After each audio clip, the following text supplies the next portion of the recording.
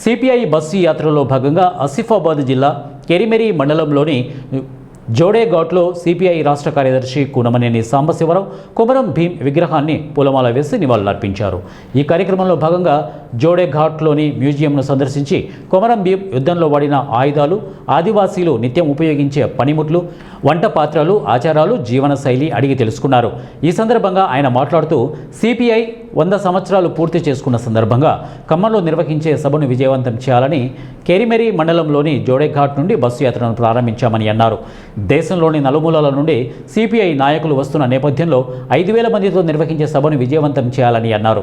దేశంలో సిపిఐ అనుబంధ పార్టీలు అన్నీ ఏకం కావాలని, రాష్ట్రంలో అభివృద్ధి జరగాలంటే సిపిఐ పోరాటంతోనే జరుగుతుందని వారన్నారు. జోడేఘాట్ నుంచి ఈ బస్సు యాత్ర 22 వరకు కొనసాగుతుంది. భద్రాచలంలో యాత్ర ముగుస్తుంది.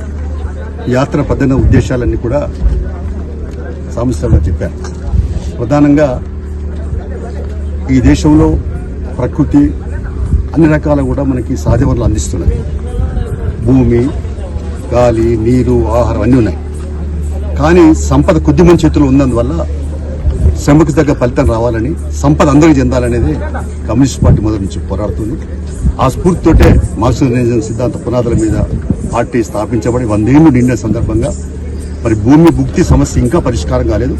జల్ జంగల్ జమీన్ కొరకు ఆనాడు కొమరం భీం ఎట్లయితే మరి ఆయన యువకుడుగా ఆనాడు ఎలాంటి త్యాగాలు చేశాడో, ప్రాణాలు తెగించి ఉద్యమించాడో, ఆనాటి కళలు, ఆనాటి త్యాగాలు, ఆనాటి పరిస్థితులు మరి చూస్తూ ఉంటే, ఈ మ్యూజియంలో చూస్తూ ఉంటే మరి అనేకమైనటువంటి ఆ త్యాగాల యొక్క పునాదులు మనకు మెదడులో కలిగేటువంటి అవకాశం కనపడతా ఉంది.